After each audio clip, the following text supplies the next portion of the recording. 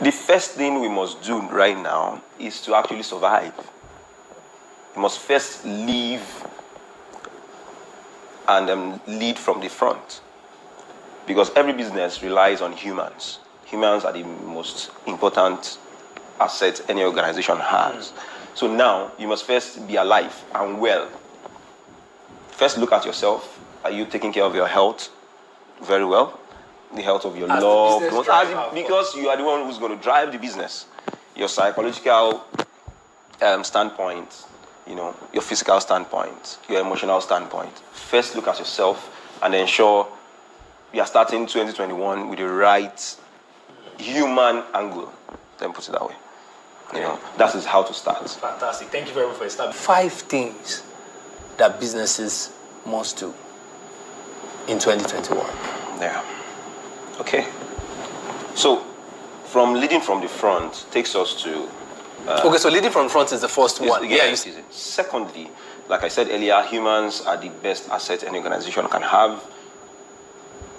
Then, your staff. Try as much as possible for you to be approachable.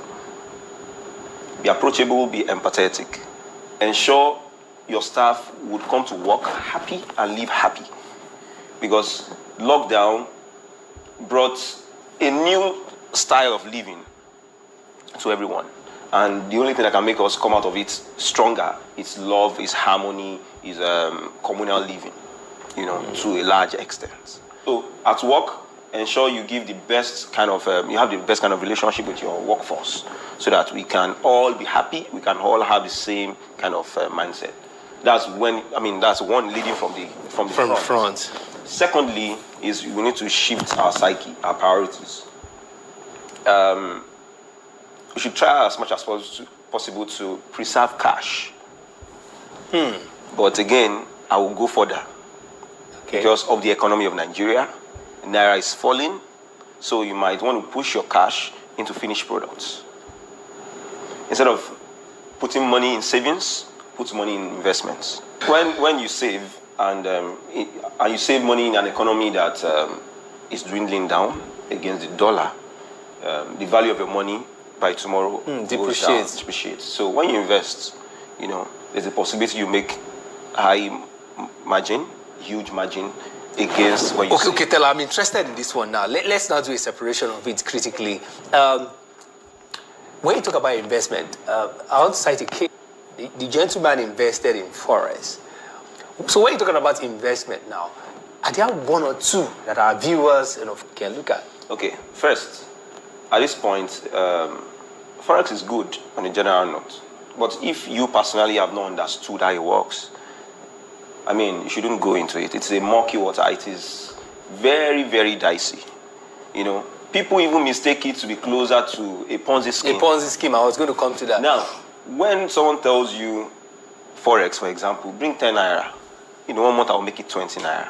A normal business environment, the usual small-scale businesses that we do, that we understand how it works, doesn't work that way.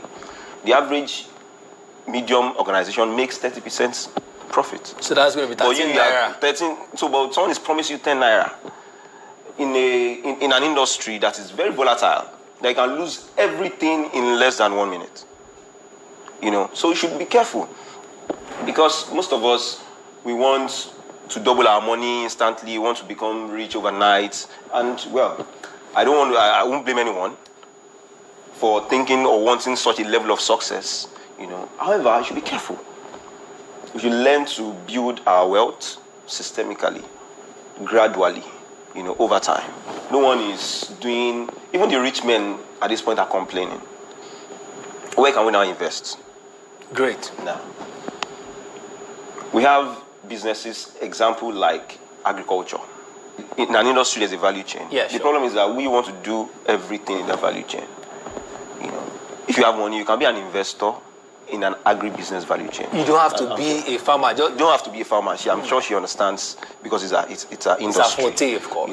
You don't have to. We have people who give you 13% ROI in 1 year, which is not bad. They're not telling you 100% in 1 month. You have people who give you 5%, 6% in 1 month.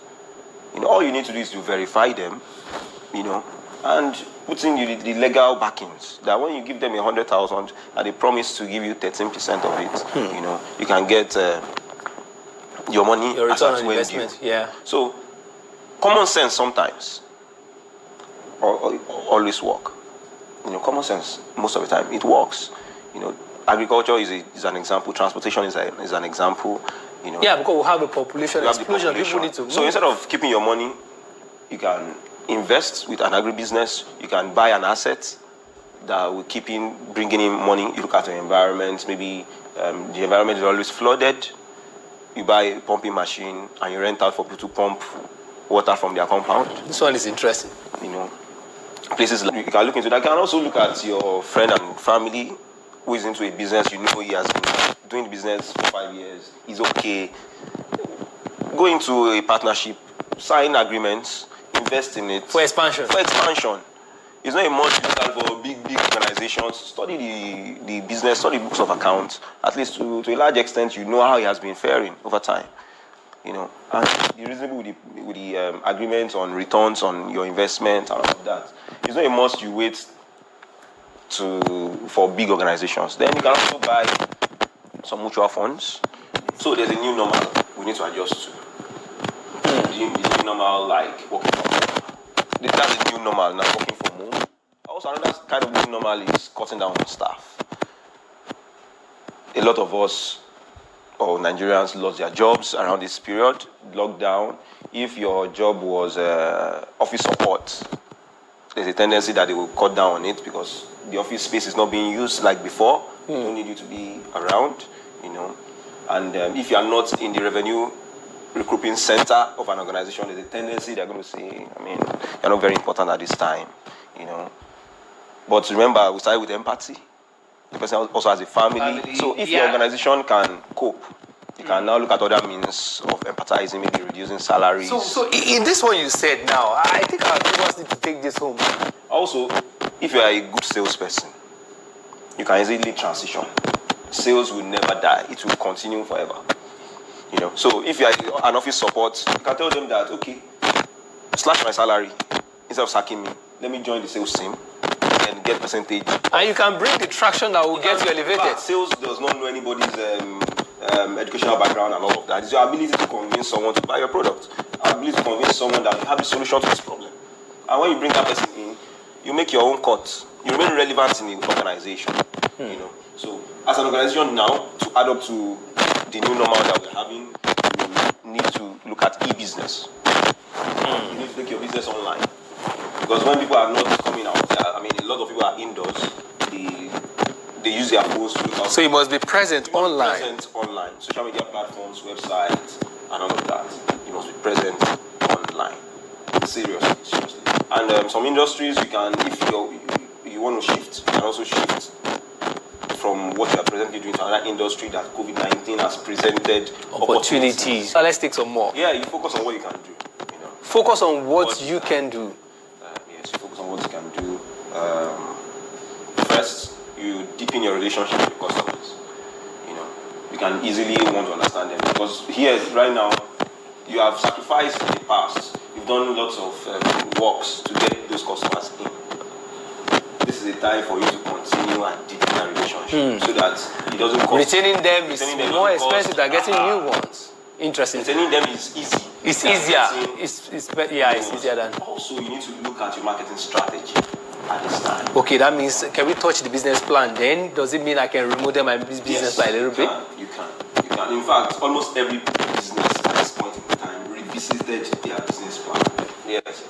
Entrepreneurship is, yes, it can take Nigeria to greater heights, but entrepreneurship relies on a working society.